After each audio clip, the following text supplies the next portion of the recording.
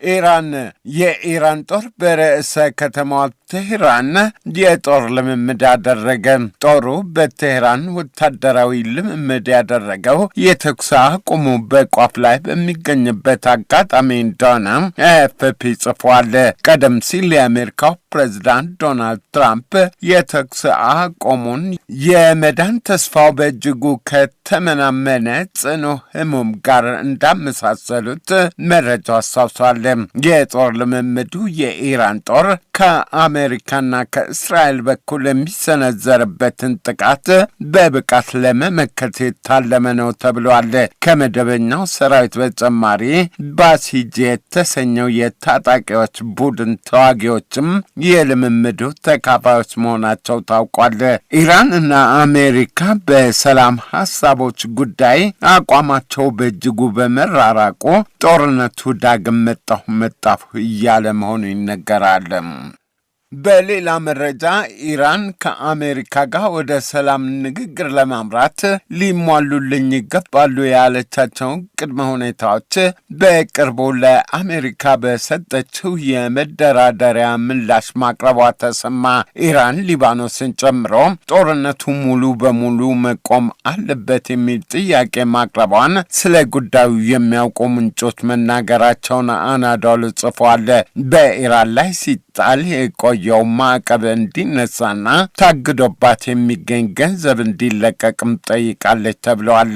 በሆርሙዝ የባህር መተላለፊያ ወሽመጥ ሉዓላዊ ባለቤትነቷ እንዲረጋገጥላትና የአሜሪካ የባህር ከበባ እንዲቆም ካቀረበቻቸው ቅድመ ሁኔታዎች መካከል እንደሆኑ ተጠቅሷል። በጦርነቱ ለደረሰባት ጉዳት ካሳ ሊከፈለኝ ይገባል ብላለች ኢራን የእነዚህ ቅድመ ሁኔታዎች መሟላት ከአሜሪካ ጋር ወደ ድርድር ለመግባት በእጅጉ ዝቅተኛ መስፈርቶቼ ናቸው ማለቷን ሰነዱን የተመለከቱ ምንጮች ተናግረዋል።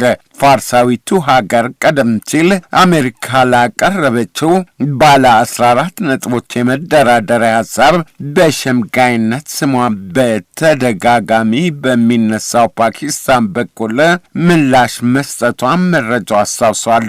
የአሜሪካው ፕሬዝዳንት ግን የኢራንን የመደራደሪያ ሀሳብ በጭራሽ ተቀባይነት የለውም ሲሉ ውድቅ እንዳደረጉት ለትውስታ ተነስቷል። የተባበሩት አረብ ኤምሬትስ እስራኤል በተባበሩት አረብ ኤምሬትስ አይረን ዶም የተሰኘውን የሚሳኤል መከላከያ ጋሻዋን ተክላለች ተባለ።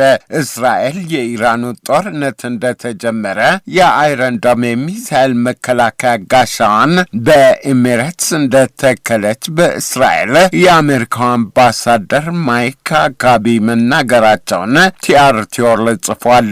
አምባሳደሩ እንዳረጋገጡት እስራኤል ከሚሳኤል መከላከያ ጋሻው ጋር የመከላከያ ባለሙያዎችን ጭምር ወደ ኤሚሬትስ ልካለች። እስራኤል በኤሚሬትስ የሚሳኤል መከላከያዎቿን ስለመትከሏ በይፋ ሲነገር የአሁኑ ለመጀመሪያ ጊዜ ነው ተብሏል። በጦርነቱ የተባበሩት አረብ ኤሚሬትስ የኢራን የበቀል ምላሽ ኢላማ እንደነበረች ይነገራል። የተባበሩት አረብ ኤሚሬትስ በአብርሃም ስምምነቶች ማዕቀፍ ከ6 ዓመታት በፊት ከእስራኤል ጋር ዲፕሎማሲያዊ ግንኙነት ከመሰረቱት የአረብ ሀገሮች አንዷ እንደሆነች ይታወቃል። የተቀሩት ባህሬን፣ ሞሮኮና ሱዳን ናቸው። ደቡብ ሱዳን አሜሪካ የደቡብ ሱዳን መንግስት ከ8 ዓመታት በፊት የተደረሰውን ሁለተኛውን አጠቃላይ ሰላም ስምምነት እንዲያከብር ጠየቀች። ስምምነቱም ከመፈረሙ አስቀድሞ የነበረውን የሀገሪቱን የእርስ በርስ ጦርነት ያስቆመ እንደነበር አፍሪካ ኒውስ አስታውሷል።